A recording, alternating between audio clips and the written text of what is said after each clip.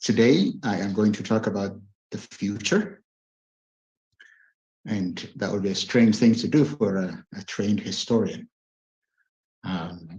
Most historians maintain that knowing what has already happened cannot possibly help to tell what is going on, what's going to happen. Many deny that there are any big patterns to find in the past, and those who believe that there are big patterns do not feel that they feel that detecting them is beyond our powers as historians. Nearly all historians subscribe to the notion that the historian's craft has nothing to do with the future. But this is not a universal position. Ian Morris, a British historian and archaeologist, insists that historians can extract some patterns if they broaden their perspective and look up deep into history. In this book, Why the West Rules for Now, he explains why the West was more developed early on, how it lost its lead for 1,000 years between the 6th century and the 16th century, and that is after the fall of the Roman Empire, and how it forged ahead again in the last 2 centuries. What is important about this book is it's not about the rise of the West or the competition with the East, but 3 things that it presents are important. The first is that Ian Morris expanded the time horizon by looking at the evidence of archaeology, linguistics, genetics, to extract long-standing patterns of history over the last 1,500 years in this book. Second important thing is that his study reveals that it is not the difference of race or culture or religion or politics or genetics or not even great men that explains Western dominance for the last 2 centuries. Rather, he says, is the effects of geography on the everyday efforts. Now we flip it to the second one. The effects of AI, he explains this in this book, that what he started talking about in Why the West Rules for Now explains in great detail that geography is the destiny. That what he means is the effects of geography on the everyday efforts of ordinary people, which in turn impacts their ability to shape their economic, political, social, intellectual environments to their own ends. That is, geography determines their ability, and they determine the trajectory of geography. The third is that Morris's view of doing history is not just that history is not just to capture the events of the past, but to use the past to foresee the future. In another book, the idea starts in the comparison that he made of Eastern and Western civilizations, but he actually introduces what he calls social development index, in which he really gives scores to civilizations over a long period of time, mostly about geography. There are 4 categories. I'll come to that at the end, but he explains that the forces that allowed Western civilization to overtake Eastern civilization in the past, and now that there is that critical balance is tipping in favor of the East. With that calculation, he actually predicts that the date Eastern civilization is going to overtake Western civilization, and he says that is 2103. There's a closing of the gap. There is no doubt about that. The forces that determine the future of history have migrated towards Southeast Asia, but in general, he says the Eastern civilization will overtake Western civilization in earnest in the year 2103. So those are the 3 important things about the effects of geography, the longue durée perspective of history, and also the scoring of social development index. Now, following Morris, I posit that the forces that allowed Abyssinia to dominate the people of the south, including Oromia, for a century, have now waned. The center of power and prosperity in the region has permanently moved south.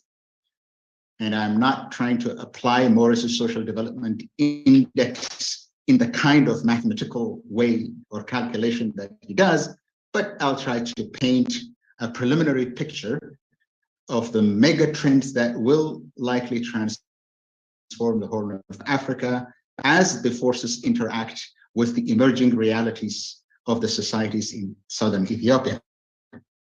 Now, first, let me clarify my analytical past. The great game. These are the conceptual framework, but explain the great game first. That it's not the great game I'm interested, but the new great game. In a historical sense, the first great game was first used to refer to the intense rivalry Russian empires in the 19th century as they fight for supremacy in Central Asia, as the British were trying to keep the Russian advances at bay, and the Russians were in the ocean where they would drink the water, use the ports, and have access to all around the Indian Ocean. So now this was the first time that it was used. It was popularized by a British novelist in the early 20th century. But in the post-World War period, the phrase was used to describe the Cold War high-stakes diplomatic games. And in the post-Cold War world, it was employed in reference to, again, to Central Asia as global and regional powers, including Russia, China, Pakistan, and Iran, became engaged in competition to secure access to the untapped oil and the natural gases of the Caspian Sea. Now, what is novel about the great game now is the competition is not geostrategic, it's geoeconomic. It's the pursuit of oil in this case. So that's why it's called the new great game. And that's what I would try to apply to the Horn of Africa.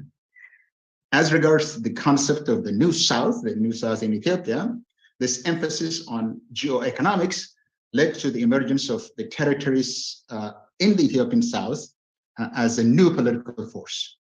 Now, we know historically that Ethiopia's southern territories existed as independent kingdoms. They were conquered and subjected to northern domination. But in the last decade, that has changed quite a bit. There are two issues here that I would like to address. That the situation changed. First, it's a completion of the historical southward expansion of Ethiopia's political center from Aksum to Lalibela, to Gondar, to Ankober, and finally Addis Ababa. What is important here is that Addis Ababa is now, or Finfinne, is a permanent center of power and prosperity in Ethiopia.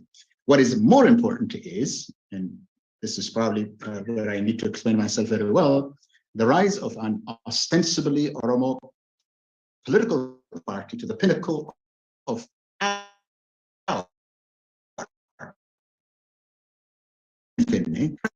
tendency of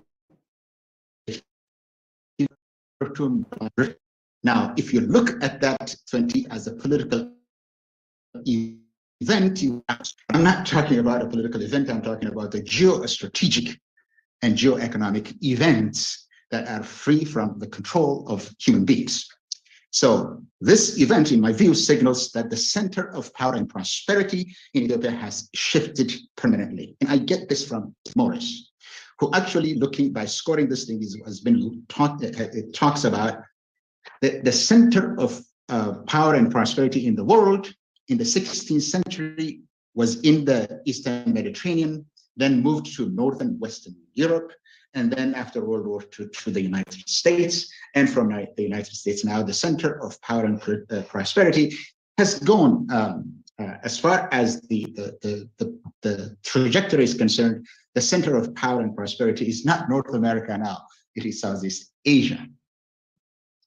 Yeah, I'll get to this one as well. So those are my, So in the next decade, and this is really important, economic forces will cement the emergence of the new political center of gravity in Ethiopia. The Indian Ocean Rim is likely to counterbalance the Pacific Rim as an important region, economic region of the world. Home to nearly half of the world's population, to be home to the half of the population by 2050, and its central position in terms of global trade, industry, labor, environmental security, the Indian Ocean Rim likely displace the Pacific Rim and become the global maritime and economic hub, making East Africa one of the new drivers of the of global growth over the decades. This is actually live. I took it yesterday. It's a live movement of ships. So for now, like what I'm saying is, yes, the North America looks like attracting more global trade. But if you look at it from the other side, it's also the rim, the Pacific Rim is also a large, because of the space, it's not concentrated as the Atlantic, but it's a large economic rim. But in the next 10 years or so, that's going to shift to the Indian Ocean Rim because of India and the rise of Africa and the Middle East connecting to the world. So in the next 10 years, what is going to be the center of really economic activity is not the Pacific Rim, but the Indian Ocean Rim. And that will have an impact on the Horn of Africa, particularly the New South, which is likely to be attracted by economic forces and geographic forces to the Indian Ocean rather than to the historically dominant North. So in effect, what I'm saying is really the pool of economic forces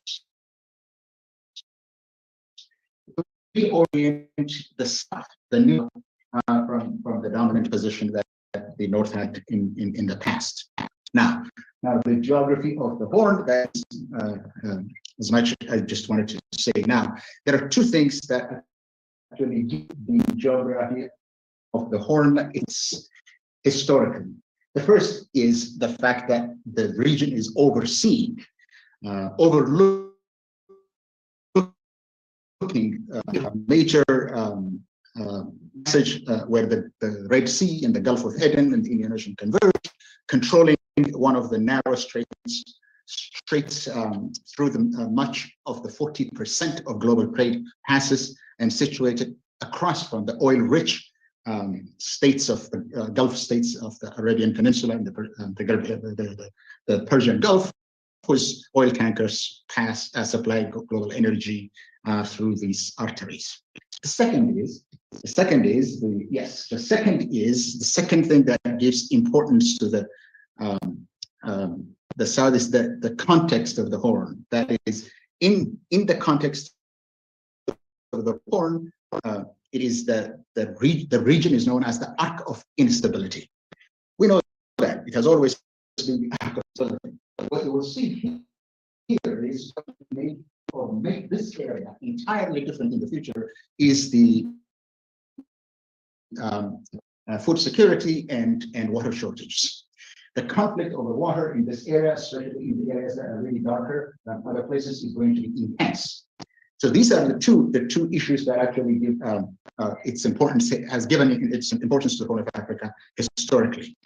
But here is the important thing that I want to make, that it's geoeconomic and geostrategic great game that is being played out in the Horn of Africa.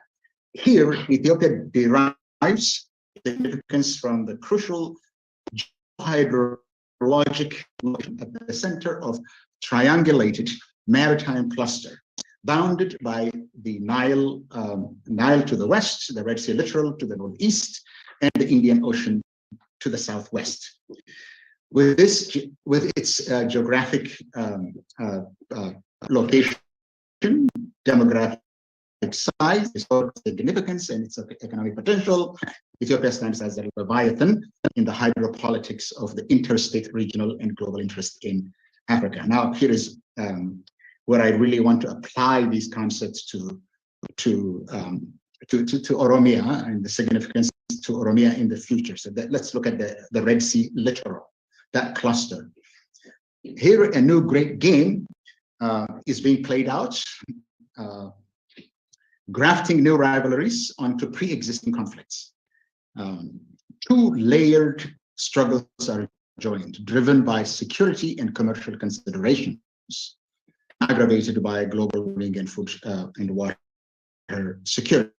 First layer, and I really don't want this one. The first layer is the ongoing power play is the old European imperial powers, the United States, China, the rising the expansion of China, but also Russia, which has recently entered the fray through the activities of the mercenary group known as the Wagner group, and operating in several African countries, including Sudan and Southern Sudan, all the way to Madagascar and all the way to Niger and Burkina Faso. So that is the first layer. The second layer of competition, the new competition, the great game, is between the middle powers, the new generation of Middle Eastern powers racing to gain foothold in the Horn of Africa. There is the Saudi-Iranian conflict on the one hand, and the inter-Gulf squabble, pitting Saudi Arabia and UAE on the one hand against Qatar and Turkey on the other. These are also playing out in the Red Sea, the Great Game.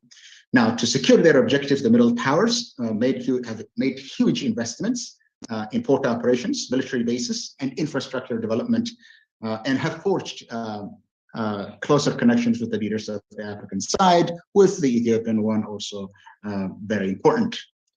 So, as a consequence, the Horn of Africa has become the most militarized region in the world, and the region,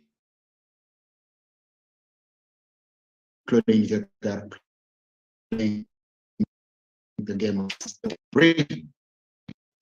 Now, despite growing connection with the regional middle powers, the significance of the Red Sea littoral, in which the prosperity and the fate of the people of Ethiopia's south was mediated and controlled by the northern elite is diminishing. For centuries, the commodities of southern Ethiopia were by long distance trade route that connected southwest Ethiopia through Bure, Gondar, and to Massawa. Over the years, that had moved down to Assab. The main export had moved from Massawa to Assab. As Assab gained importance versus Massawa. And after Eritrea's independence, Djibouti became the main artery of exports for Ethiopia's south. Now, today, Ethiopia is seeing new ports. They acquired about 19% share in Berbera, which they lost because of non-payment. But they're also trying to find new ports in Mombasa and Lamu. What is interested is the movement from Massawa to Assab to Djibouti to Hargeisa and now down to Lamu. That's a geographic force. Those are economic forces. It's not a choice or a political decision that we make. But it strengthens my argument that the center of gravity is now fixed. Here is another important issue: the northwestern cluster of the geohydrologic body. Now, contrary to the widely held perception that African highlanders have, most of Ethiopia's water contribution to the Blue Nile. Let's go to the, okay. It's not in any particular order. Go ahead and, yeah, this one. To the Blue Nile from Oromia. As indicated in the map, rivers originating in Dabus, Gudar, Mugar, and Jama contribute about 80% of the Blue Nile water volume. Rivers such as Birbir, Gilo, Akabo contribute about 60% of the water volume flowing to the White Nile. In other words, the contribution of Oromia rivers accounts about 60 to 86% of the Ethiopian water share in the Nile River. So hydrological power that Ethiopia sought to have over the Nile Basin, therefore, actually is located in Oromia. not in northern Ethiopia. Look, the reason that the GERD was established was not so much about the energy generation as it was about controlling the flow of the waters of the Nile, so that Ethiopia was controlling the waters, the flow of the Nile could wield geopolitical power over the whole basin. That power is actually situated in Oromia. I could say more about Britain, but in the interest of time, let me simply say the majority of the investments,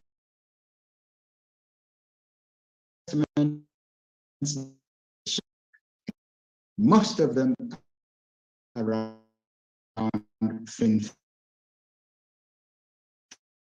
I mean,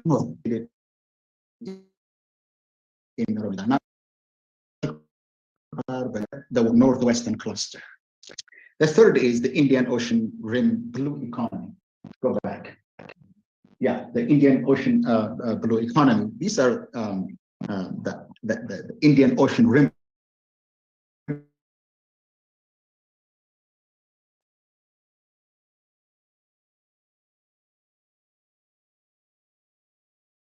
Are in the 50% of the planet's people, fueled most recently by rapid geopolitical age, already traverses through this region, and the rim possesses a variety of natural resources, both maritime and terrestrial, which are vital for the well-being of the inhabitants, for trade, and for environmental stability. The scope of the development of such resources, the blue economy, that is, include food, livelihood, tourism, minerals, bioprospecting of seabed. Resources for blue energy is being realized, especially in the coastal and island developing states who are in the forefront of the blue economy of the Indian Ocean.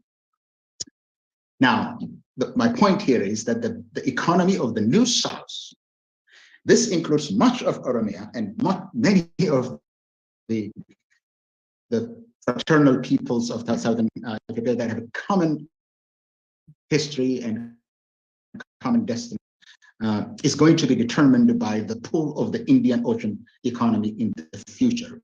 The New South will become reoriented towards the Indian Ocean, abandoning its historical Northeast African access to the world economy, and combined with the political center in the hands of southern elites and the inexorable pull of the IOR, the political economy of Ethiopia cannot escape fundamental restructuring. Let me go to the final one, and I'll complete with this. Now, if I could go through go back, and simply to show you how important the Indian Ocean economy is.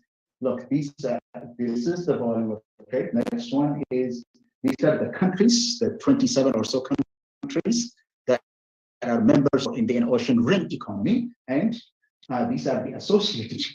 This is what my point is, that even the United States is now an associated member of the Indian Ocean Rim economy. China is. France is already a. So the point I make is that the IR members and observer status is showing you the importance of the Indian Ocean Rim economy, which is next door from Oromia. It's the only difference is that there is Somalia, which are of course our own brethren, and the connection that is very clear. Let me go back to the south. 2 minutes. I'll finish it. I'll really finish it in 3 minutes. Yeah, let's go back to the final one. Yeah, Morris, he's actually using what he calls the social development index, which is dictated by geography, and as people interact when crisis occurs with the natural environment to shape their own destiny. But geography is destiny. There are four categories that he uses to score. The first one is what he calls the amount of energy, the energy capture, the amount of energy that civilization can usefully capture per person. As the amount of energy increases per person, the score increases. As it goes down, the score goes down for him. What she shows in the context of Oromia is is that most of the hydrologic powers, the dams and the dams are in Oromia, the dams that generate electricity are in Oromia, and the generation of electricity in Oromia, and the natural gases are in the Somali region. So the South is really becoming the hub, economic hub of Ethiopia, looking by the social development index. The second is the said ability to organize, that is measured by the size of the largest cities. That is the organization that he's talking about, the largest economies. The largest cities and the growing cities are mostly in Oromia.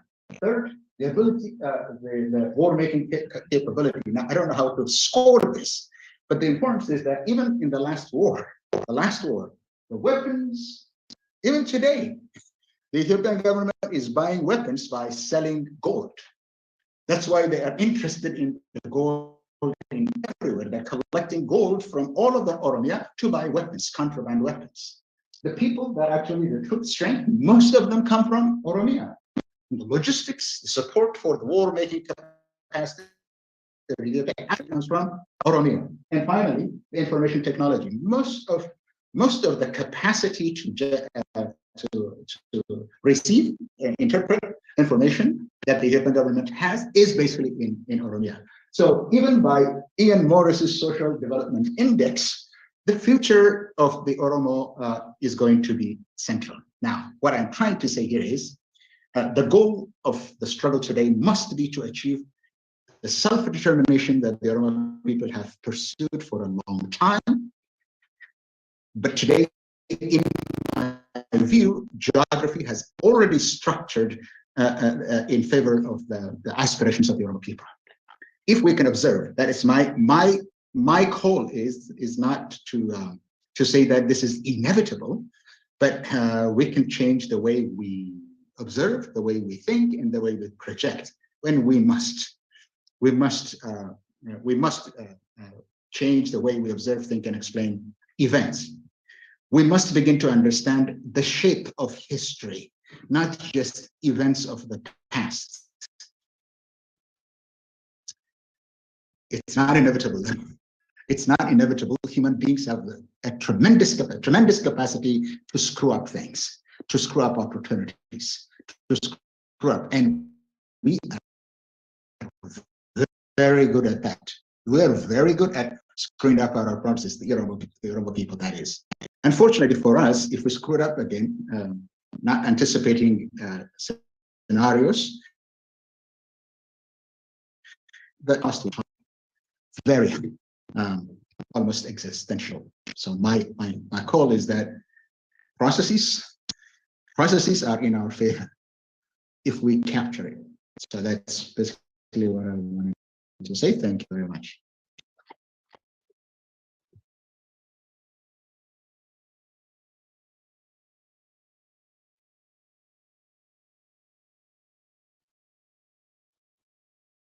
Thank you, Eskil. Very interesting indeed, and much to talk about. So we look forward to that. The second speaker for this panel is Milkesa Gamechu. He is currently Assistant Professor of Political Science at Albion College in the United States, Michigan. He was former cabinet member of Oromia Regional State Government and the head of the Oromia Land Administration, which is interesting in light of his topic today. So on behalf of OSA, I welcome Milkesa to this platform to address the topic for which he's well qualified: quiet annexations in Ethiopia, Amhara region's expansion to Central Oromia. So Milkesa, we look forward to your presentation and a full discussion to follow. Welcome. Thank you, Bonnie. Good morning to all of you. Do you hear me? Yes. All right.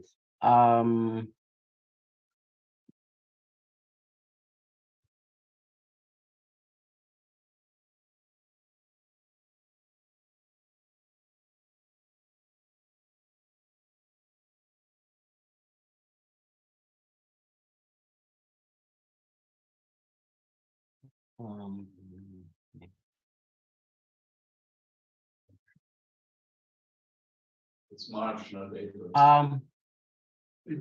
you see my slides? Yes. Just forward. Yes.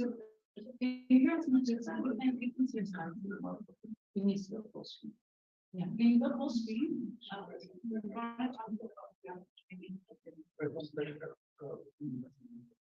Hi, Milkesa. Can you make it full screen?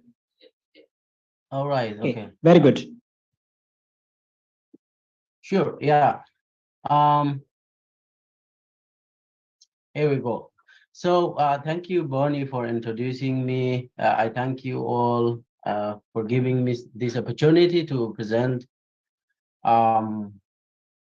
my research. So my topic of presentation is quiet annexations in Ethiopian Federation, Amhara regional expansionism to Central Oromia. So I have outlined to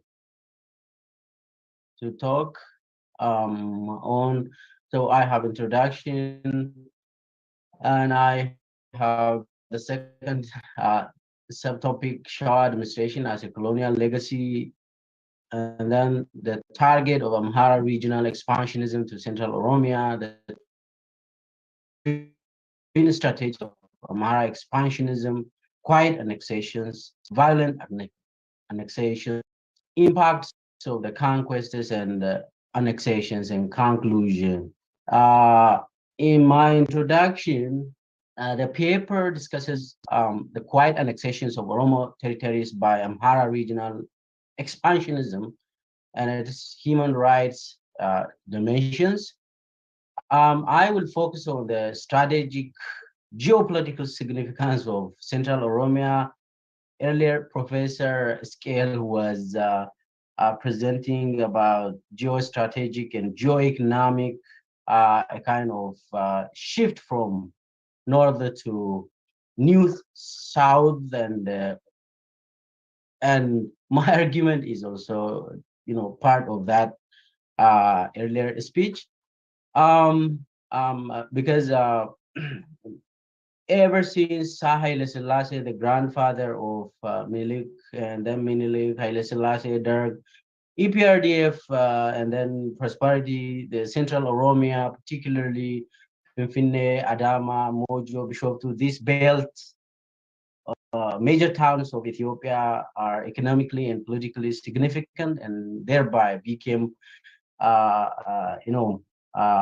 the site or for new battles to control those areas. And also, I will focus on illegal settlements and the church implanting as political tools in controlling these strategic areas of the country.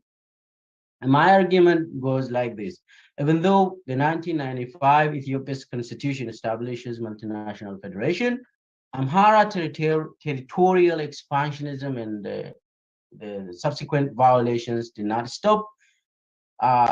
It continued quietly, and also since 2018, even further backed by armed violences. And then historically, the proper Shah was the southernmost region of Abyssinian Kingdom, which later expanded further south, acquiring new lands to the south, east, and west of Shoa, on which Menelik could draw for additional supplies of manpower and food. And thus, as a step in his conquest of the central power in Abyssinia, later Ethiopia, Menelik acquired new colonies, according to Wilbert. These new colonies are at the initial period, this south, east, and west of Shawa, which remain Shawa today, in terms of nomenclature of the administration. So the proper Shawa expanded, and the anomaly is, the Shoah, the historical Shoah administration of Ethiopia ended in 1991 to a TPLF or Opidio, but remains with us, and influence continued. Meaning the central Oromia remained named Shoah, East Shoah, West Shoah, South West Shoah, North Shoah. So they did not regain their original indigenous names because still they are Shoahs. There is a tale of two North Shoah zones in Ethiopia. One North Shoah is located in Amhara region, and the other North Shoah is located in Oromia region. They are named the same. They have the same name. And in my argument, Amhara's North Shoah continued to expand into Oromia's North Shoah, as well as East Shoah of Oromia. I'll explain that tale. So what is the target of Amhara regional expansionism as far as Central Oromia is concerned? Earlier, Professor Iskeel Gabisa clearly mentioned about the geopolitical factors, a kind of a shifting, a kind of an evolving shift from center of politics, economy used to be the north, but now it is in the central Oromia, central Ethiopia.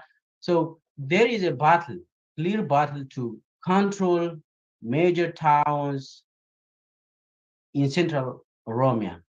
These towns are political economic belts of the country. So there is a movement to connect Amhara regions, North Shoah, to Oromia's major towns such as Adama, Mojo, Bishoftu, and Finfinne. These major towns are the economic political belts of Ethiopia.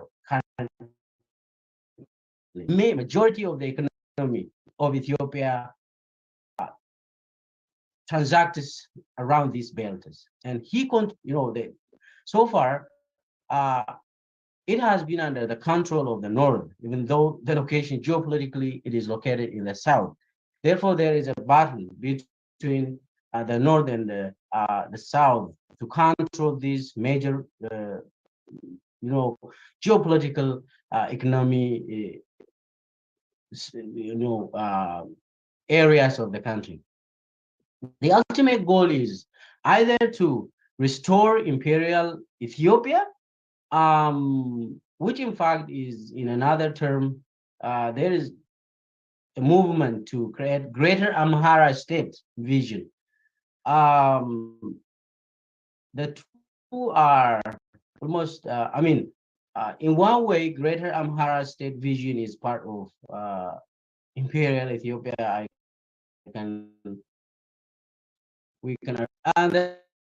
the twin strategy of Amhara expansionism to central are one is called way, which means systematic land occupation, illegal settlement, then informal petition and constitutional petition, and then annexation to Amhara region.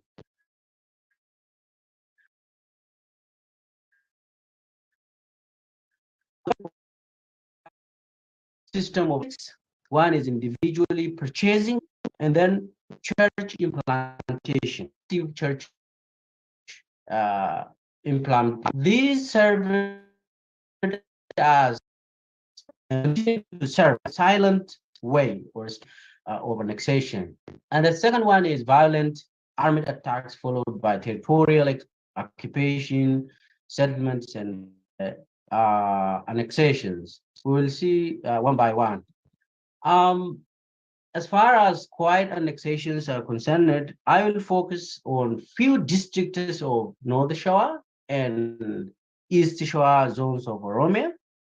I'm not covering all districts. For example, from 3 districts of North Shore of Oromia, in the last couple of decades, meaning since the formation of Ethiopia's federation, Alaltu district and Kimibit districts, they are located east of Finfinne in North Shore. They lost 21 local Bulchinsa Gandas or Kabales to Amhara region. And these are the names of the 21 Kabales annexed silently, very quietly, without any noise, into the neighboring Amhara regional state. I don't read the names of the Kabales here. And in addition to these 21 Kabales from 2 districts of North Shore, Oromia, 7 additional Kabales from Abichu and the Nya district of Oromia were annexed to Amhara region into a district called Bosona Warana district of Amhara region. So they are now administered as part of Amhara region. So in general, from 3 districts of North Shore Amhara, 28 Kabales have been incorporated into Amhara region without any formal referendum, unconstitutionally. And there is an ongoing process of annexation right now. A local Ganda or Kabale called Tulu Ofa in Alaltu district has been occupied by illegal settlers from Amhara, and it is unofficially named Bulga City, Amhara region. So there is Bulga City in Amhara region. The Bulga City formerly were, functioning in Amhara region and south of Debrecina, east of Debrecen, north of Karayu. You can find Bulga City operating, functioning. But they are renaming a site called Ganda Tuluofa in Alaltu district, very near to Sandafa town. If I click on this hyperlink, you will see the Google map will show there is an annoying or renaming of the city, and my key informant also said there is a move to very close to Sandafa, meaning this Sandafa is located not far from Lagat Afo, Lagat Adi, but Sandafa is you pass through Sandafa to Kano, Kimbibi, and then Debre. So there is a massive move, currently to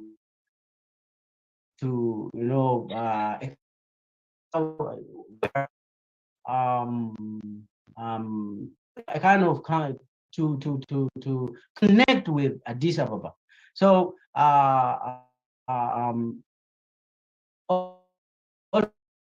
also there is it was formed in 2005 doing Arbarat Selassie church implantation in the area that in Sandafa was head of Oromia Land Administration. This town petitioned to join Amhara region or Addis Ababa. They refused to be governed in Oromia, and then they petitioned, but because they are not located on the border with Amhara region or Oromia, Finfinne region or Finfinne city administration, they are still in Oromia, but things are they rejected Oromia administration. Had they been on the border, on the border of Amhara region, they could have joined Amhara region. As far as East Shore is concerned, there is a massive Amhara strikes Adama, Mojo, and Bishoftu. Minjar Shankora of Amhara, even they down and to meet Adama town, there are settlers.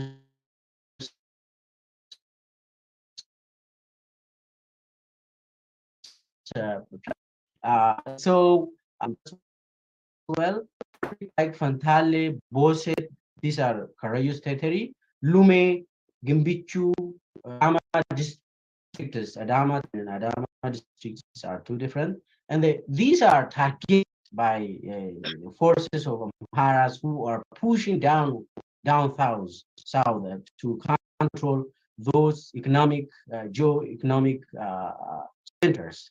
On top of this, the Oromia government is establishing a new town on 24,000 hectares of land, 13 kabales from Lume and 3 kabales from Adama district. In general, in total, 15 kabales in East Shoa, which connects Mojo, Adama with Amhara region. So this new town is under, they are building this under construction. So 15 kabales or 24,000 hectares, almost half of Infinite, is not an empty territory. They are Oromo farmers are being evicted right now. I have the proclamation that Oromia passed to establish this new economic town. It was just, since 2020, the town is under construction between Mojo, Adama, and Amhara region. So it is problematic. And the other is violent annexations. So Amhara Special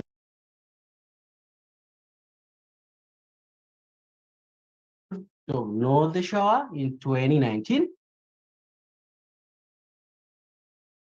When Amhara forces ordered by Asamanos Ige of Amhara region at the time,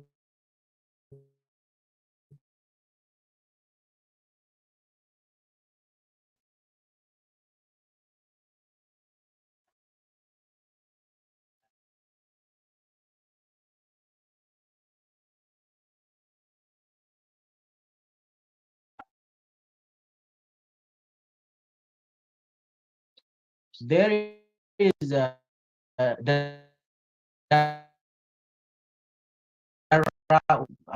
Oromo Dara district. It has been under frequent armed attacks by Fano militia, and Karayu has lost 10 kabales so far to Amhara region. These are Amhara special forces that show outward expansion has continued to control major towns of Oromia, and then the impact of this conquest is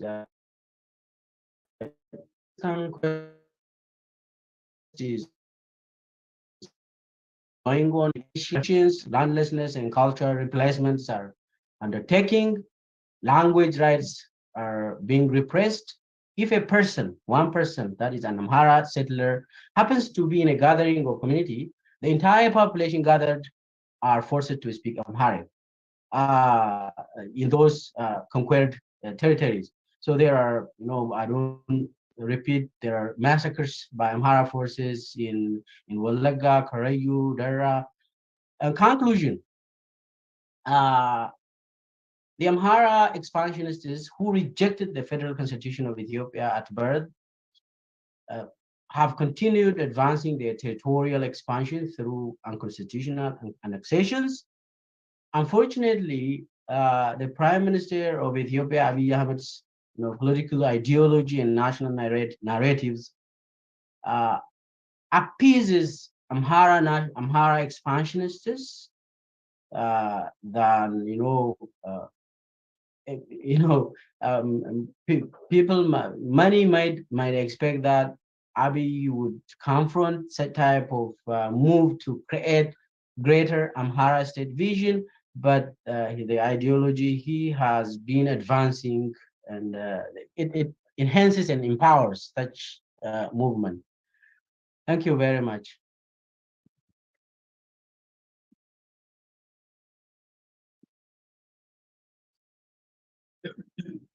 Thank you very much, Mukesa.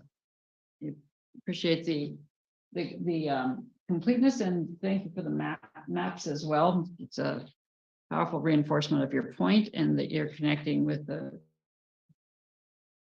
points that made earlier is extremely appropriate. Our final presentation is from Asafa Jalata, Professor of Sociology, Global and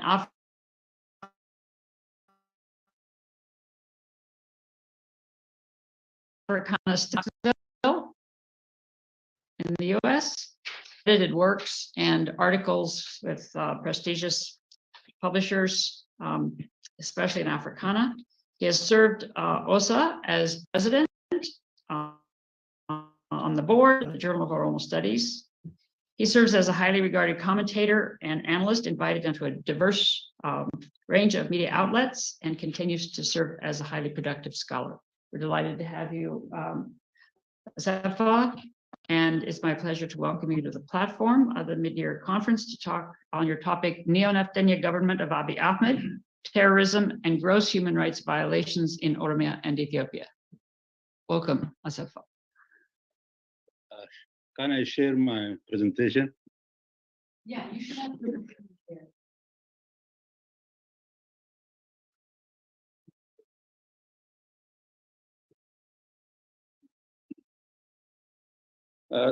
Thank you, Kabane, for your introduction. My topic, as Kabane already introduced, is entitled The Neo-Naftanya Government of Abiy Ahmed, Terrorism and the Gross Human Rights Violations in Oromia and Ethiopia. In fact, this paper is already published. I published last month in an international journal called Sociology Mind. If you are interested, you can Google Sociology Mind. You can read the whole article. My central themes are the following.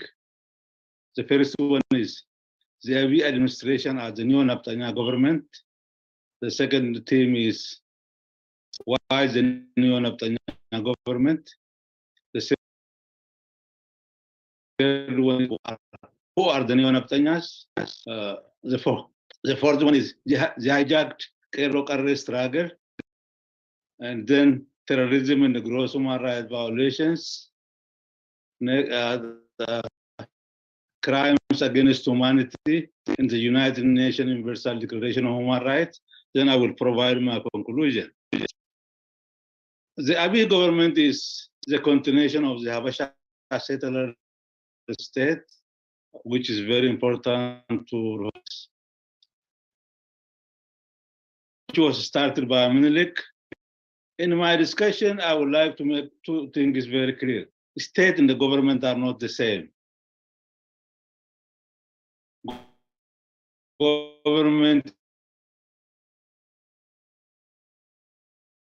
upset. So don't comment when I talk, when I discuss issues. Successive Ethiopian governments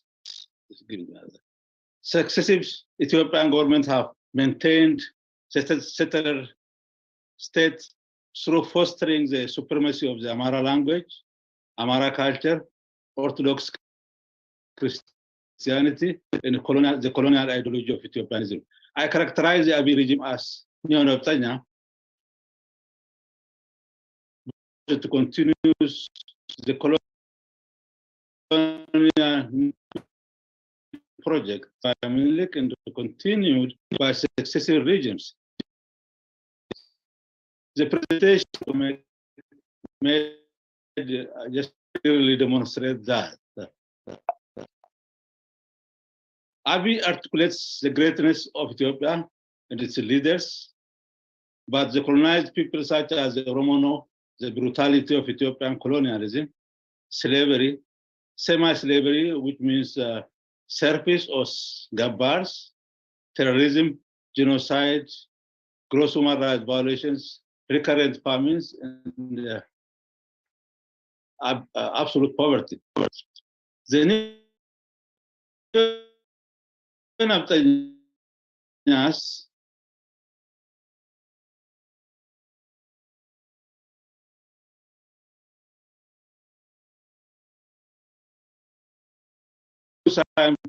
crimes of cutting Oromo heads, mass killings, imprisonment,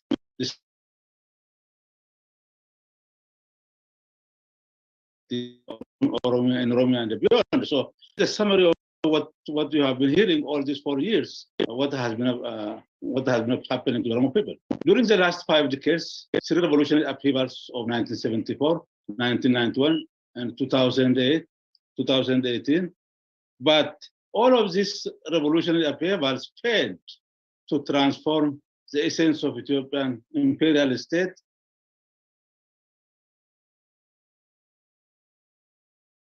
which have been practiced. It's very obvious that the state, the regimes changed, but the Ethiopian colonial state always remain the same. People make confusion. People think that if regime changes,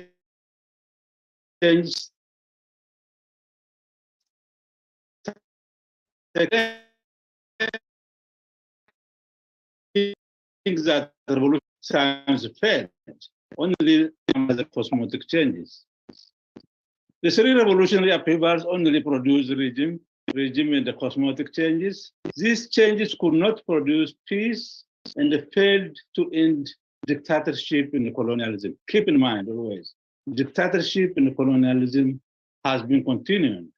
The Ethiopian empire has been characterized by recurrent famines, wars. I already explained this, but the changes regimes claimed either socialism or federalism or democracy.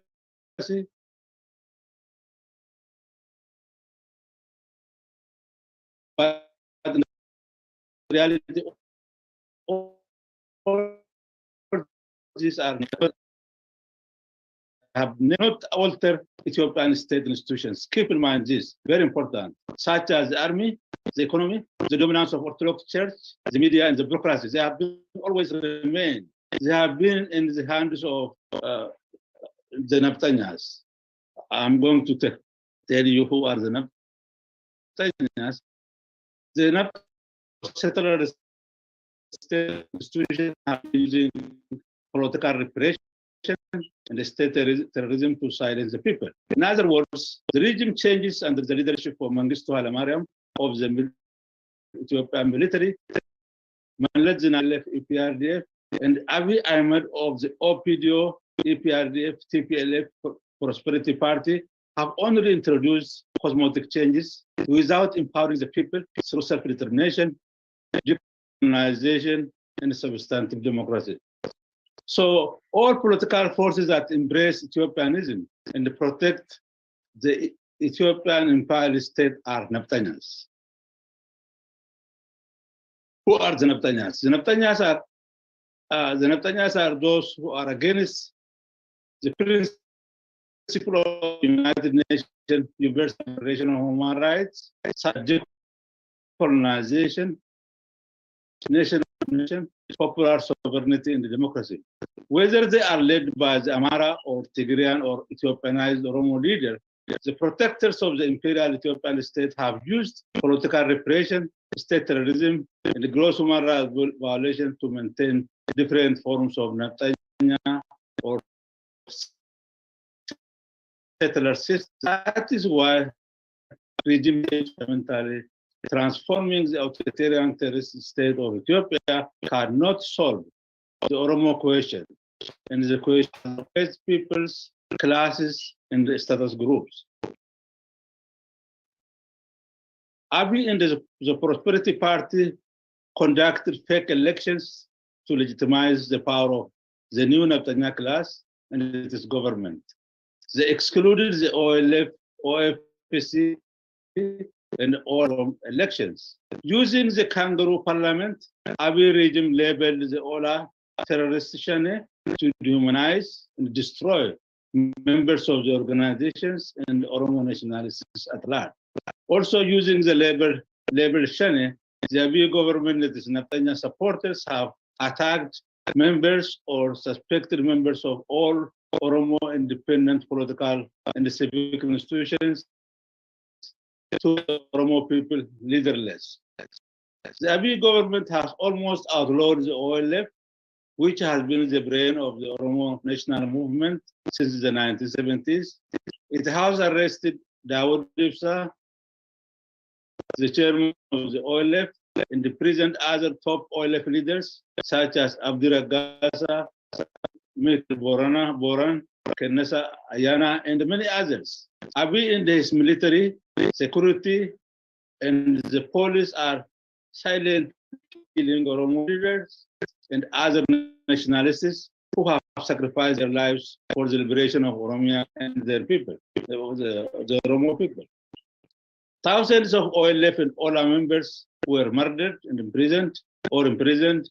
The Oromo prisoners are suffering in various prisons and hidden in the informal places for just being Oromo without committing any crime. Oromo nationalists who are asserted that the Ethiopian empire can be democratized because of its Naftanya system in the Habesha political culture, which promote zero-sum politics and the killing, are political realists and prophetic thinkers. So there have been many confusions. There are people who think that Ethiopia will be democratized and the time is over, everything is over, and they have been celebrating that, but in reality, all of their predictions failed. Ethiopia remained a decadent empire. Abiy orders to kill his potential and real enemies. He is the supreme commander of the military, political, security structures, which combine the political leaders and the leaders of the intelligence and the security networks, the defense forces, and the police. Abiy orders to kill his potential and real enemies. He is the supreme commander of political structures. He also created with the president of Oromia paramilitary groups known as Gachana Sirna, defenders of the system, and the Shane, which have similar clothes and hairstyles with the Ola, to use them destroying Oromos and suspected Oromos who are suspected as their enemies. The government's Shane, in fact, government has Shane. There is no Shane, only Shane, government Shane exists. Have killed, terrorized, looted, and abused the Oromo people, turn them against the Ola. Members of these groups are non-Oromos, particularly members of settler communities that have hostility against the Oromo society. So these non-Oromo Shanes are organized by Abiy and his Naftanya supporters. From 2018 to present, Abiy has given permission to kill Oromos who are considered nationalists and those suspected of sympathizing with or supporting the OLF and the Ola. The killing of Oromos have been graphic, involving burning alive, raping, cutting necks, setting fires to corpses, throwing dead bodies in the street or forests, the house of Oromo, burning pregnant women in homes, and exclusions at public places. If you want to details of all this information, you can refer to Oromia Support Group. Thank you, Dr. Galato. I also really congratulate you for your marriage, Dr. Galato. Regarding the Oromo people, the United Nations Universal Declaration of Human Rights are ignored. The social, economic, and cultural and the political rights of the Oromo people have been violated. The United Nations ignores massive political repression, state terrorism, genocidal massacres, and the human rights violations imposed by the Afghan regime on the Oromo society.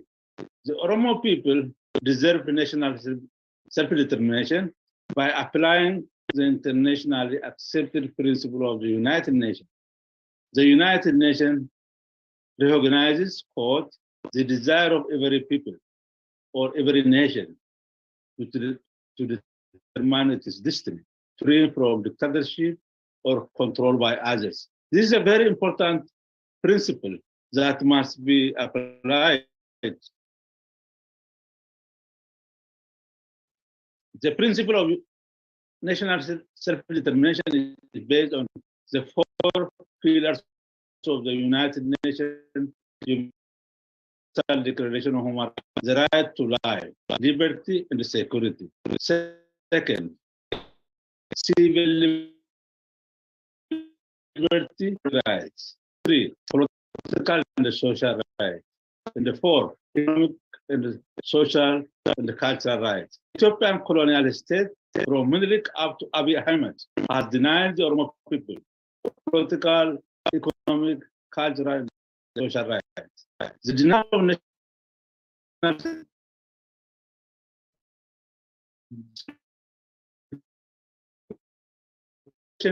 right, state terrorism, gross human rights violations, ignorance, poverty, and suffering.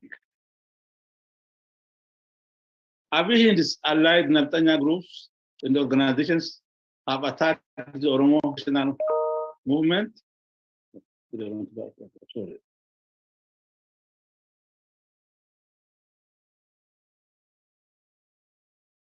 I'm sorry, that okay. Abiy and his allied groups and organizations have attacked the Oromo nation and the Oromo. Specifically, they are determined to destroy the OLF, the OLA, and OPC, and to disorganize the Oromo people to make them leaderless and loot their natural and human resources. The example that Dr. Milkesa gave also is very small, small scope, demonstrate this reality. However, these conditions have created conducive conditions to transform the movement into which has been expanded over and approved Ethiopian settler colonialism and its Nabtanyan, including the Ethiopian. The Oromo people have one of the following conclusions: either to fully support or join the OLA in the liberation struggle to independence, or choose to remain passive, support the new Nabtanya government, and continue to support the consequence of state terrorism, genocide, and the gross human rights violations. If the Oromo majority chooses the second option, to be passive, which means to be passive and to support the regime, the Abiy government continues to terrorize Oromo nationalists and there's and the other to the new Nabtanya class, its allies, and further impoverish the Oromo. It also continues, if Oromo continues the way they are doing now, if the majority of government to be passive, it also continue to dismantling Oromia, to continue the Nabtanya national building project. It uses farming and Oromo farmers who are suspected of the OLA. So suppose the select struggle. In that case, they can save destruction by using the right of self-defense by any means necessary to achieve national self-determination and sovereignty, to enjoy all forms of freedoms that the United Nations Universal Declaration of Human Rights recognizes. The Oromo people have two friends. To survive as a free and independent people, they must restore the unity and the organizations they had under the Gada Republic and the Kero Kare movement, and they stand up for self-defense with OLA to re-establish a free and democratic society, which will be a member of the United Nations. So there is no free lunch. If the Oromo people want their freedom, if they want to determine their they must determine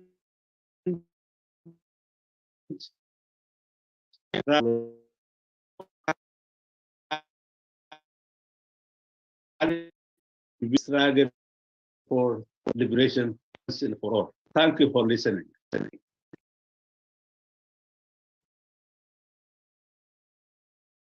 Excellent. Asif, I congratulate you. You had 52 seconds left when you completed. So we'll hand that over to the discussion.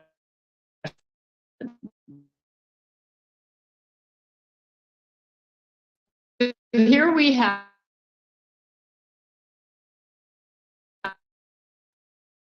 three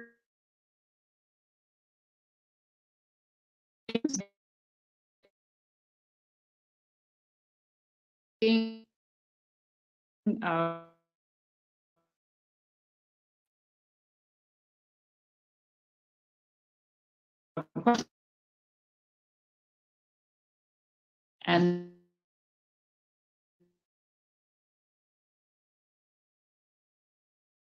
take the related to these papers on this panel. So I open the question and answer to those of you who are here in the venue.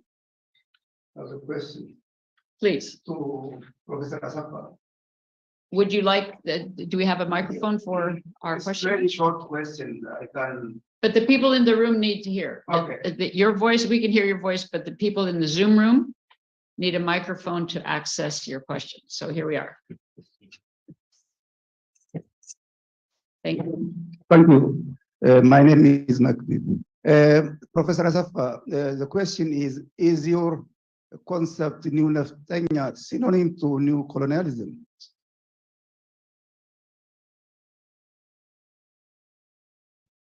You didn't listen. You can.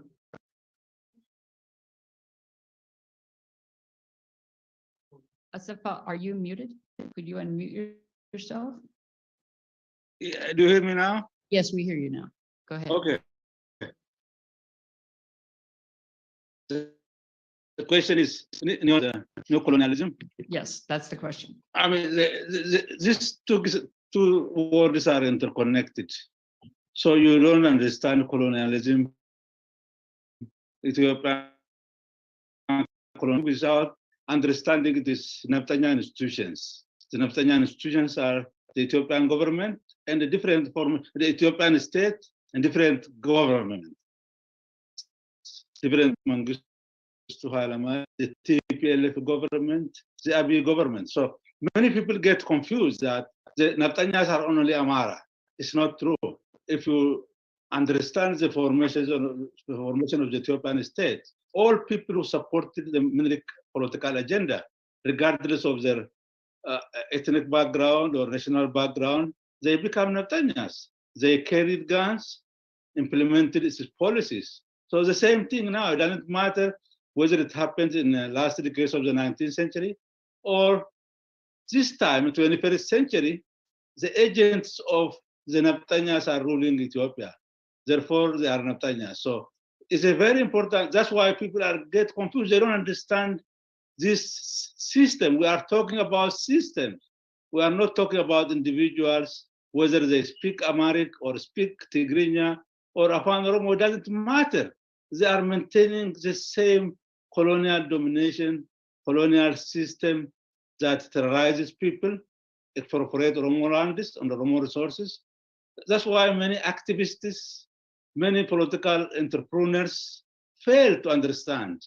So without understanding this reality, without dismantling the Ethiopian colonial state, there cannot be fundamental transformation. There cannot be revolution in Ethiopia. The Oromo question cannot be resolved. So the Oromo nationalists should recognize this clearly and stop those people who are confusing these terms so that they can manipulate the Oromo people to the direction that they want to take the Oromo people. Thank you. We now have, there are no questions entered into the chat so far. We have people monitoring the chat questions. You're invited on the Zoom platform to enter there. Seeing none, we will take questions in the audience. There's the third person here in the row. My question is directed to Professor Rizkia. Okay. And Professor Rizkia, you have expressed in a very clear language that how the center of gravity, political center of gravity is actually in favor of the South, which was actually dominated by the North. And in your conclusion, you said that if we capture the process which is favorable to the Oromo people, now is the chance. Why do you think that the Oromo couldn't so far capture this opportunity to use this favorable process? That's my question. Thank you. Ms. Gill, would you like to come here to respond? If you come to this microphone. People on the Zoom can hear. May I add some comments before you answer? You want consolidated questions or one at a time? Let's give it a try. Be patient. Okay, my name is Tesfaye Ragasa. I just want to point some what as Professor Iskel mentioned as a conclusion, also on that point that geography gives an opportunity, but I think it is an opportunity. But the determining factor, as some authors have put it, is democratization and the freeing of the potential of the people to grasp that and to unravel their knowledge, resources to use to their development. So what do you think is then, as my colleague also asked, is preventing the Oromo, and what will also in the future prevent the Oromo from grasping this opportunity?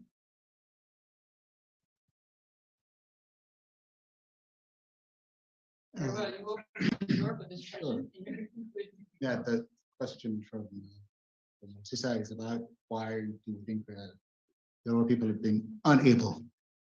Well, like I said, I wasn't looking back. I was actually trying to predict the future, even though I was a historian. So the question that you're asking is about why have the Oromo people been unable to capture? That's about the past. What I spoke about is the future, that the opportunity is greater. I don't think the Oromo people have, even in the past, unable to advance their cause. I think they have. In the 1970s, the question that the Oromos raised was a question of survival as an Oromo nation, because of the forces of assimilation, accommodation, even the continued existence of the Oromo as a nation was in question in the 1970s. Today, that's not in question. The Oromo are a nation. There are institutions like even though captured by others, but there are the institutions that the Oromo people created by their own struggle are still there. Whether that is the Oromian national state, the Oromo language. We've made a tremendous progress even in the past. So I wouldn't say that we were unable to make advances by capturing the forces. What I was referring to is the future, and I still believe that there is a fundamental transformation going on in the region that would favor the Oromo to grasp. The question is grasp the forces, the economic and geostrategic forces, to advance their own goals. So being organized, looking at long-term events and processes, those would help in the future. Democratization, look, I think where Ethiopia stands right now, or the politics stands right now, it has experienced three fundamental failures: the failure of nation building, the failure of democratization, and the failure of federalization.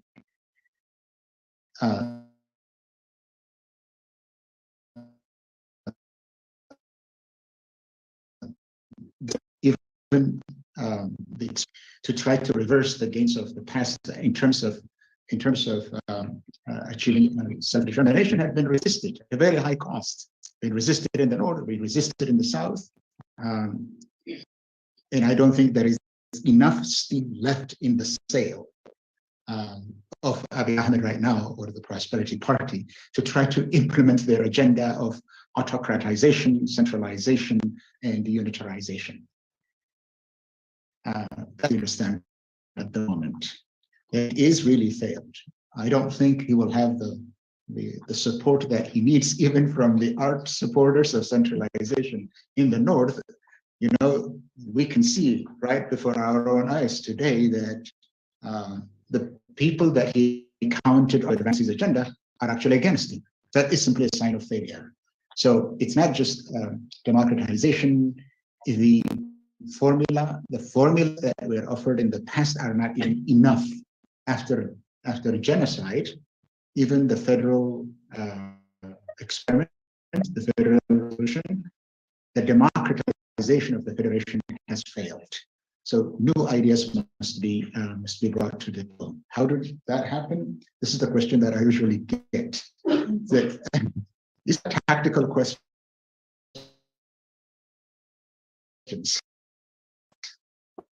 Do we? These are a matter as a political party. It begins by redeeming the time, by understanding what's going on.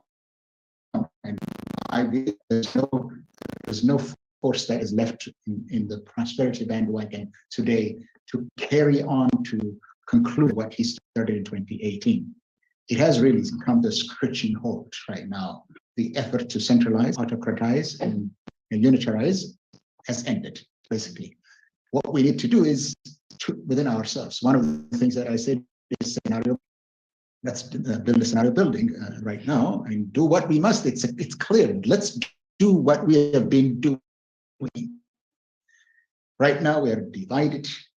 I really don't want to get into the political nitty-gritties of what we do, but look, the forces are there. Recognize that the forces are there. Let's put that in ourselves and do what we must, and we know what to do. Begin with working together. But those are tactical questions where people actually sit down and then strategize, have a roadmap. So that's basically what I would say. So can I add something on this? Let's. We have a question. I want to give people in the Zoom room a chance. So I'll go next. Okay. We want to.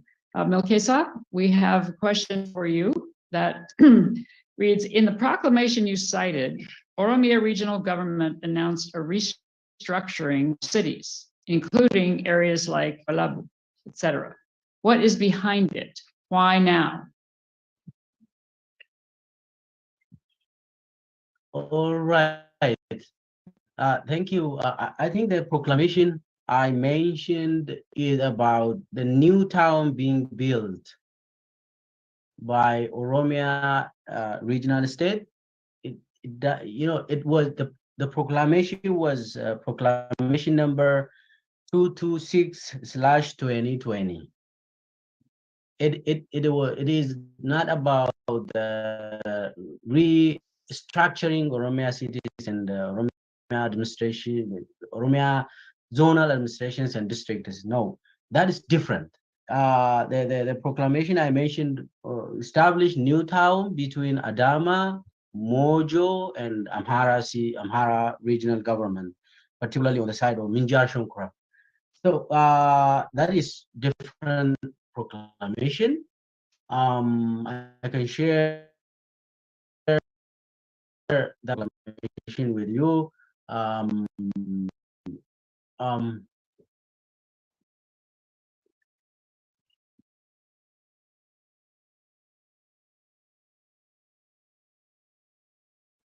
Yeah, I think, yeah. So I can share my the proclamation with you.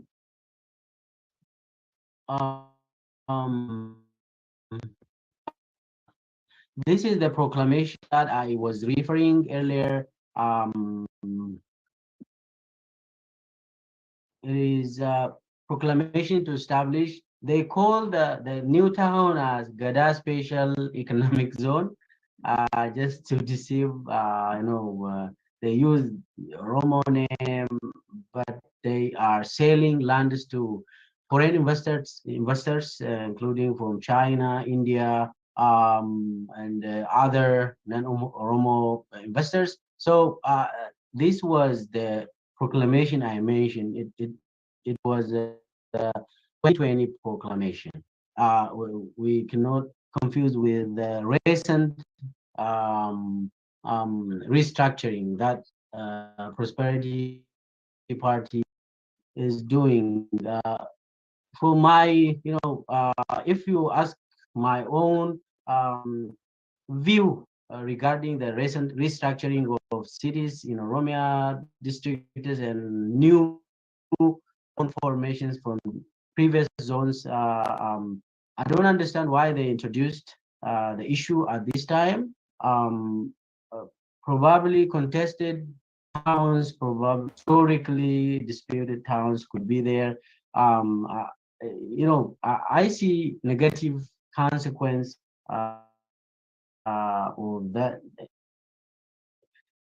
Do not like unity of the Oromo people. They may want to decentralize conflict into making people busy talking about local areas, local towns, and a kind of decentralizing conflict from the center to peripheral, zonal, and Warada level disputes. So I be the explanation behind the recent restructuring of administrations in Oromia. Thank you.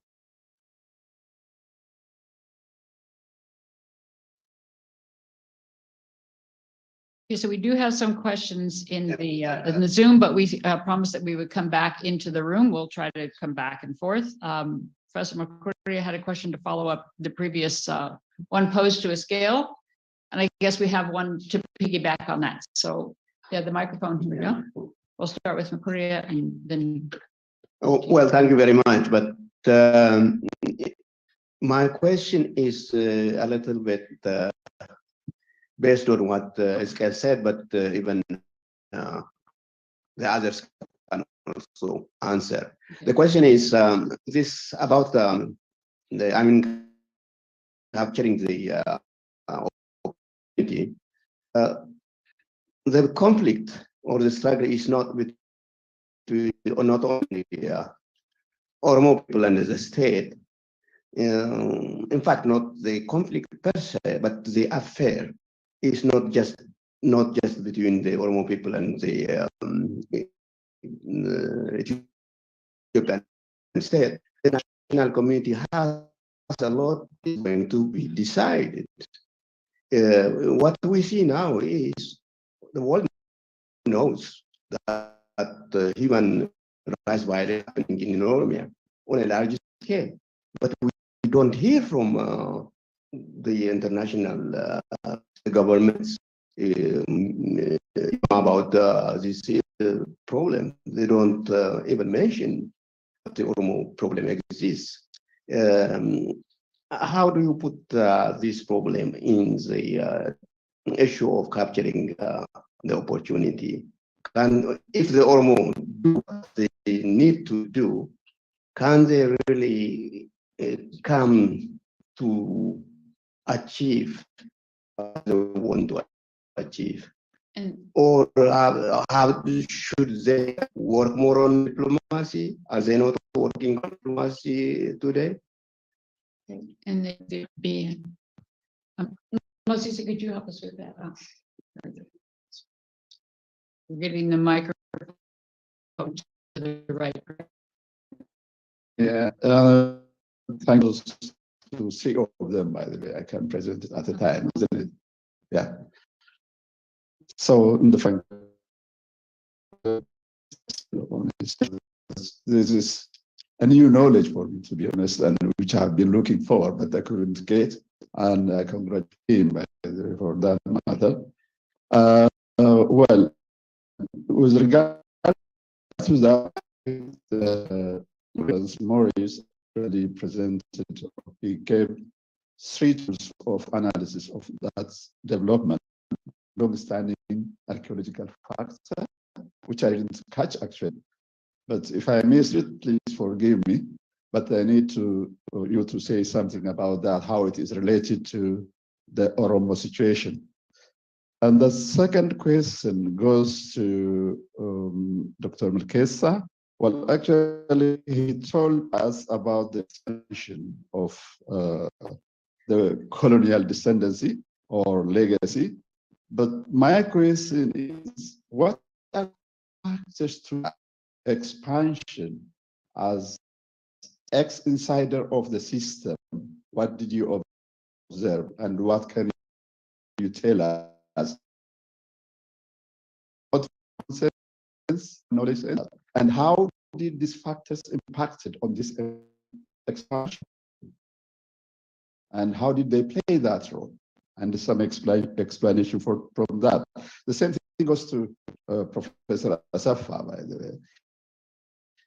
He told doing to the Oromo people same time now.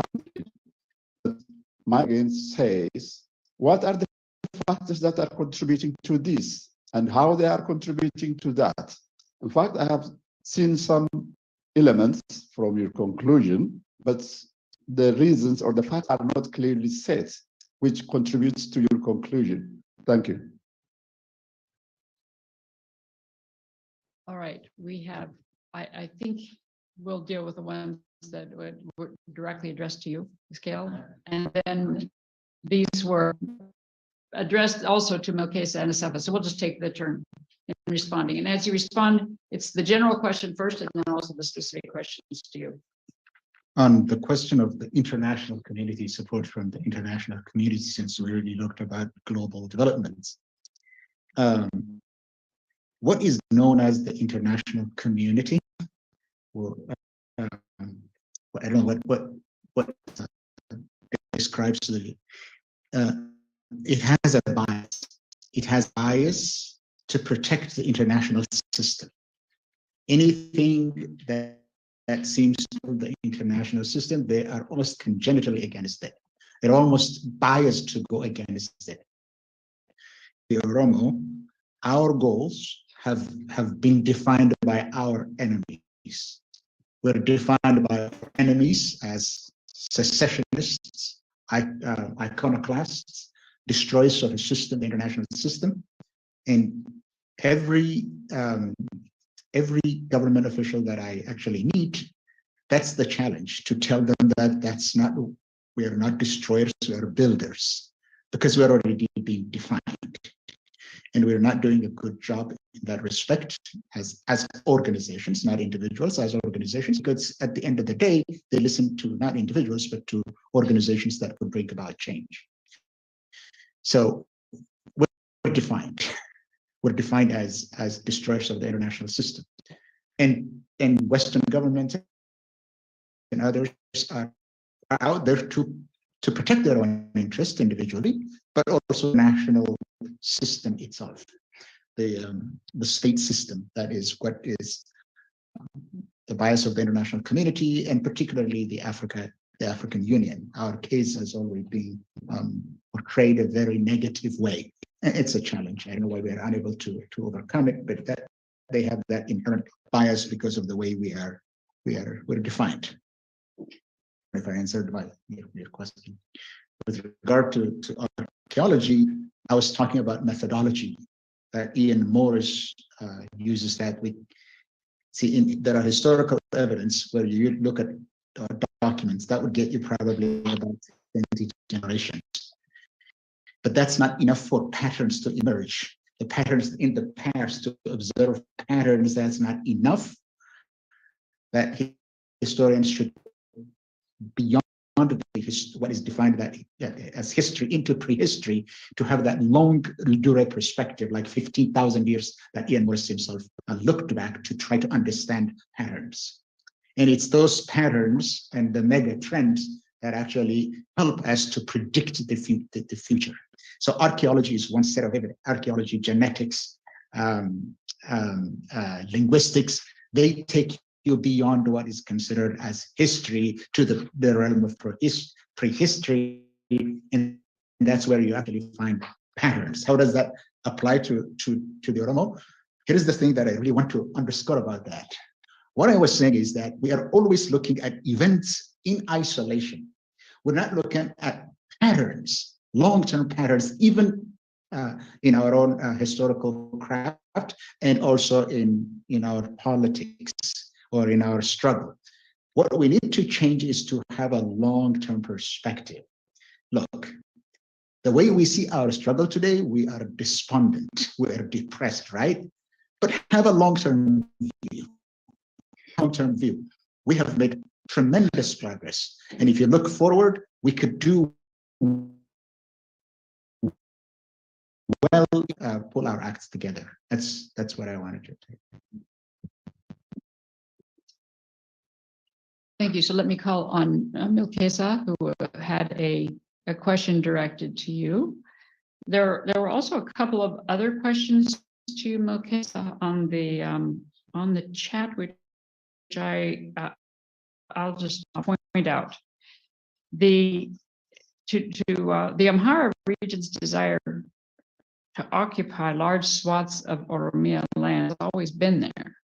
However, as we can see from your presentation, the recent efforts. So who should do what, and what do you think can be taken to curb their expansion before it's too late? How do you see the government's restructuring? There are lots of contradictions going on currently around that. To wed these, since you will have the platform, but not to forget the question that was raised from the floor. Yeah, got you. So basically, I see three questions being raised. Number one question was the factors behind such massive movement to, incorporate, annex, or control territories, Oromo territories in central Oromia. The major factors and what contributes to this level of massive control by our expansion ministers. So let me take two cases to explain my point. This time, an illegal city or town called Arbara town. This Arbara town is between Lagat-Afo town and Sandafa, east of Addis Ababa and Finne. This town was established during the 2005 election, national election, a church called Arbarat Selassie was implanted, and then people came from Amhara region and started legally settling. And in Ethiopia, legal settlement is legal, because government needs votes. They were to occupy farmers' land and buy it or whatever. I mean, during national election. As a result, our was established starting from the eve of national election of 2005, and then of the election and declaration of who will won and whatever, the town has emerged. Then who contributed for the emergence of this new legal town? Local administrators are part of the problem. They often take bribes, and they are part of encouraging newcomers to occupy, buy land from farmers and build their own. In this movement to occupy territories, local Kabale level administrators, district level administrators, and zonal officials, and also regional government kind of have a role in kind of either they are complicit about the crimes and the illegal settlements, or they clearly the Oromian government is at different levels have participated, involved in the occupation of those territories. Now Arbarat town refused to be administered under Oromia government. They demanded to be included in either in Amhara region or in Addis Ababa city government. So they have their own Amharic schools, Amharic administration, and then everything.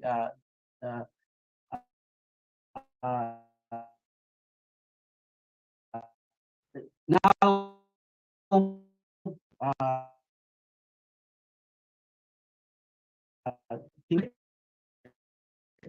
obviously, the government of Oromo is part of the project. The other case I want to stress is about the Amhara Special Forces occupation of Shano town. This Shano is located in Imbibit Warada or district in North Shore. It happened in 2019, and I was at the time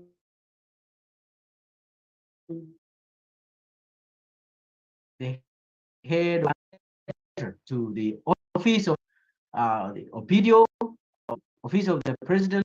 I talked to the president twice, talked to in the ODP secretariat, we have a rural department.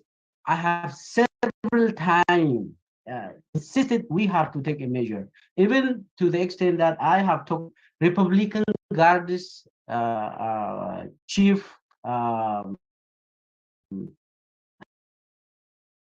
we will take some, Chalakas to the area, and they will leave the area, they said. Okay, that's good. And I talked to federal police force. At the end of the day, no one responded. They are unwilling to intervene. As a result, those forces who occupied 280 hectares of land in Kimibit Warada, they started to use this to construct their homes and houses and build other town. Now there is big town around that. It says, welcome to Amhara regional government, show local administration, whatever. They have posted that. And so the Oromia regional government is either reluctant or complicit in this expansion to Oromia from the north to the south, and question, what should we do, and what is who should do what? As scholars and as researchers, we have to expose that such type of violations of Oromo national self-determination rights, and opposition parties or political parties of Oromo should also mobilize and alert the people regarding these issues. And at the end of the day, the Oromo should liberate itself from agents who are against the national interest of the Oromo people. Unless we have our own agent that leads us, are going to stop the movement, the expansionism. And finally, about Sugar City. What I can say is two things. Sugar City is imposed from above, and the local people, Oromo farmers surrounding, Finfinne, didn't know anything about Sugar City. So even they did not know when Sugar City was formed. Therefore, when you impose a city or rural area, which means you are changing this into urban land, thereby making farmers landless. Overnight landless. You don't have, you cannot have farmland in city is formed on your land.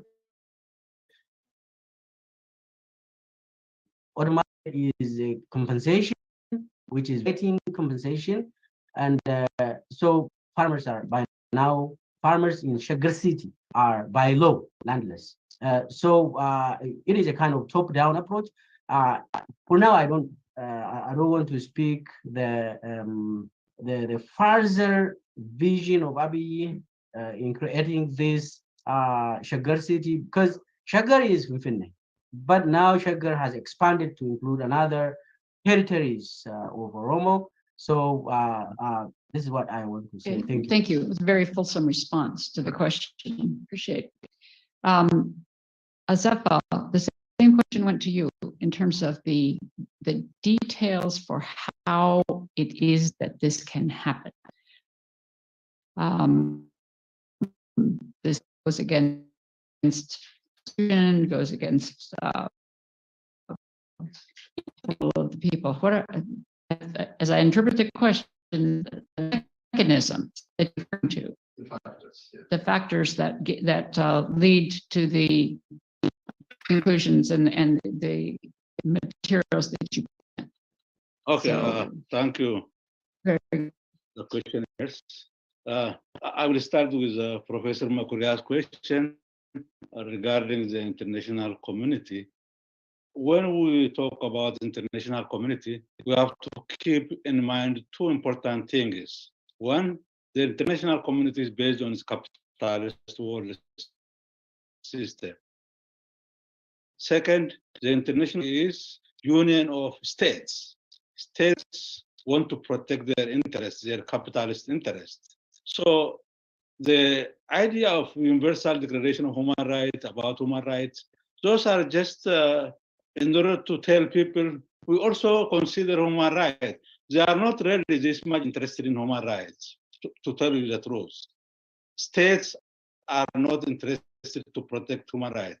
So if people want to protect their human rights, it's up to them to get to fight for this, not to take care of your business. Get organized and fight for your right. You don't do it. So you might say, why? Asefa, can I interrupt you for 1 second? Your camera is off, and people would like to see you while you're talking, if possible. Okay. All right. I'm glad.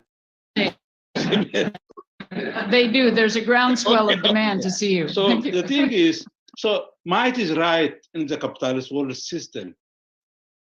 So the question next is related to another question that I don't know, I don't remember the name. Is that you wanted to repair my presentation that I didn't explain very well about the Naftanya forces, how the mechanism of it is working, or something like that, in relation to my conclusion. So the thing is external factors. I mentioned about the external factors about global capitalism, states, union of states or United Nations, their principles, their roles. And when it comes to Oromo issues, Oromo people should ask themselves. There are things that Oromo people didn't yet settle. First, development of Oromo nationalism. That uneven development is facilitated by Ethiopianized Oromos or Naftanya Oromos. The second one is locals who didn't yet recognize the Oromos, Oromanians or Ethiopians. And localized Oromos don't recognize national projects. Therefore, they're always like pincers movement. They act against the Oromo national movement. They are working against the Oromo Liberation Front, against the Liberation Army, now even against Oromo Federalist Congress, because these three organizations are talking about national interest. These Ethiopianized Oromos or Naftanyas or localized Oromos, they are only interested to promote their own agenda.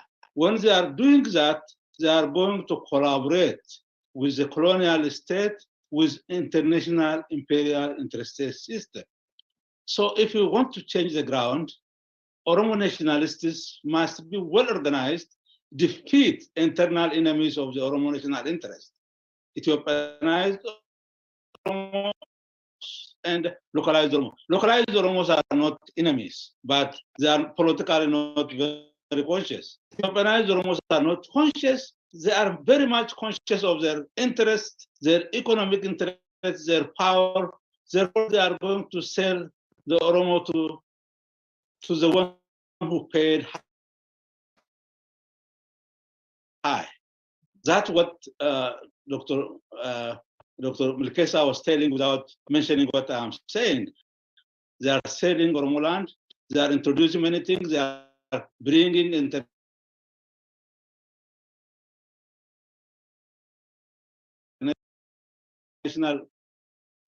say about the Oromo people. They want to place, terrorize, and take over Oromo lands. So this is called totally a kind of neoliberal agenda, capitalist system. So the neoliberal agenda is implemented through various forms of violence. So if Oromos would think that the international community is going to advance their interests, they are going to talk for them, they are going to promote their interests, we are cheating ourselves.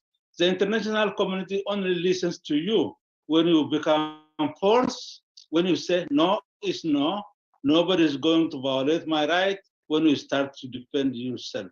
So Oromo nationalists must clean up their act, be united, fight as formidable force. That is the only way that they listen to you. A simple case is look at the TPLF regime, how the international community start to listen because they made the Ethiopian government, they frightened the system.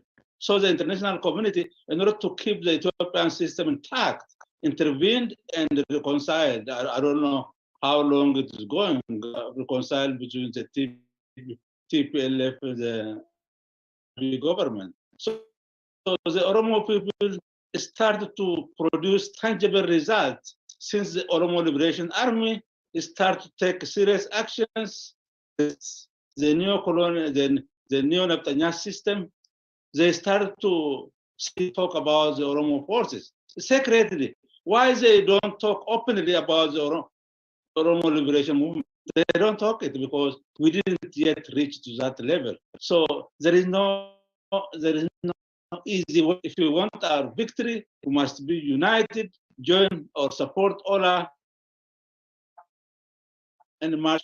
Otherwise, if you sit from international community, we are wasting our time. To be hijacked by modernist analysis. Modernist analysis, they do for organizing contradiction. If they just want to talk about different localities, we need to understand social forces that are at work in the Ethiopian Empire. Thank you very much. Very good. We have reached the 3:30 time for our end of this panel. I think these panelists, for the they brought forward. So I think it would be a very interesting activity to engage Professor Morris in a discussion about what is going on in the region in that arc, and to see how he would respond and make him aware of the fact that this is the once well hidden force in that region that will be possibly very significant as his projection unfolds. It's combining the knowledge we have of justice that Safa is referring to with the inevitable direction that the economy is going. Thank you for the detailed question, Mokesa. I appreciate, as moderator and representing the participation of those in the audience, express all of us appreciation for your views of the panel. Thank you.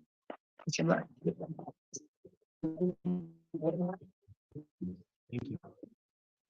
Yeah, thank you all, the presenters and also the participants for this active participation. Now we'll have a short coffee break for 15 minutes.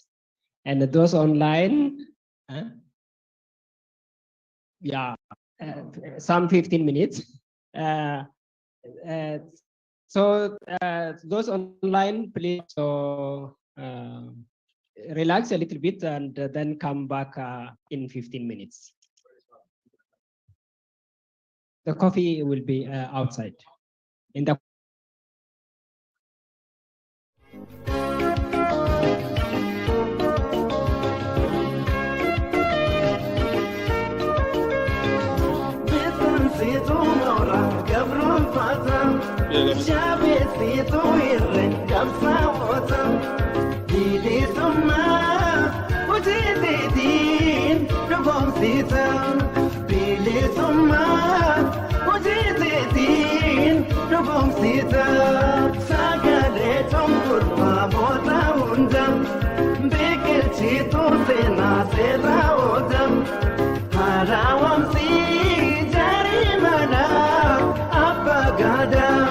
Harawam si